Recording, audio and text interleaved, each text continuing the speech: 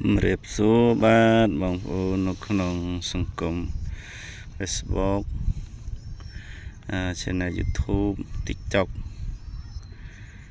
ទាំងអស់ជាទីគោរព Page ស្តង់ដាក្តីទៀននេះឆ្នាំថ្មីមកមុខទៀតហើយទៀននេះបងប្អូនអ្នកស្រែចម្ការអ្នកក្បាលដំណាំក្រុងអីគាត់ស្គាល់ហើយទៀនតែក្មេងៗចំនួនក្រោយខ្លះតែជាគាត់អត់សូវស្គាល់នេះគេហៅដើមពេញប៉ោះស្រោមទៀតអញ្ចឹងសពគុណគឺត្រូវខាងឱសថ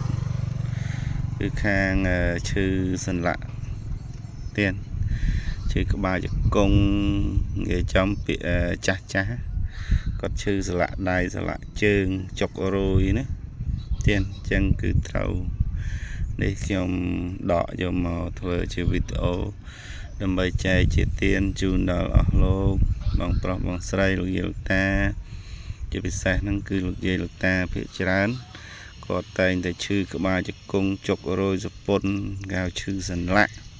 ទានគឺគេយកនេះឯងធ្វើជាឱសថតាមទឹកហូបទានទឹក3យកទឹក1អញ្ចឹងគេយកប្រភេទយកគេយកជាទាននេះគេកាត់យកត្រឹមឫសស្ញែងសមកណាវាមានឫសឡើងទៅដល់ត្រឹមហ្នឹងកាត់យកត្រឹមហ្នឹង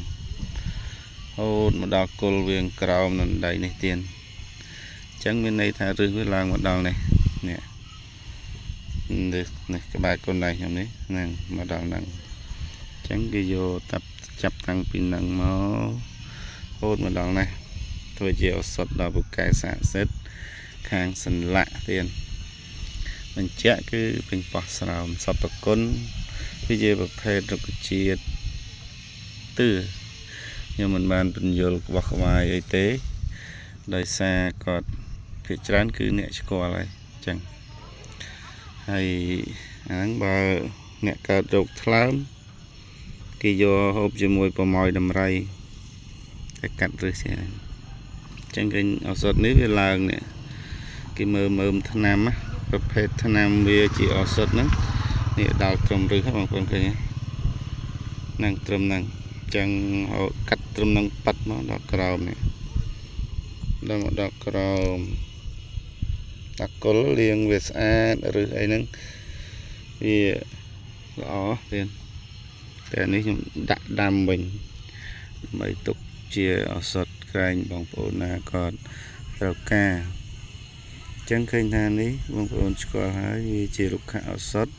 ផ្នែកខាងសន្លាក់ឬក៏ថ្លើមតែគេថ្លើមដាក់ជាមួយប្រម៉ោយដំរីដើមប្រម៉ោយដំរីទៀតមាន2-3មុខទៀតមិនមែនតែប្រម៉ោយដំរីហើយនឹង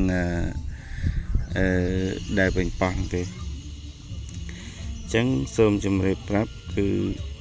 ចំពោះលោកយាយលោកតាបងប្រុសបងស្រីខ្លះដែលក៏ធ្វើការទៅឈឺសន្លាក់ក្បាលជង្គង់ជុកចាប់គួយដូចគេចាក់ហ្នឹងបងប្អូនហ្នឹងគឺឱសថនេះឯងតាមមុខឯទៀតតែយកប្រភេទត្រឹមឫសទេនេះវាមានប្រឡកឫសនៅដើមអញ្ចឹងគេកាត់យកត្រឹមហ្នឹងឯងទៀតអរគុណចែកជាទានចែកជាការដឹងតែប៉ុណ្ណេះទេអរគុណច្រើនពីខ្ញុំបាទគ្រូរីពេជ្របណ្ណារាយ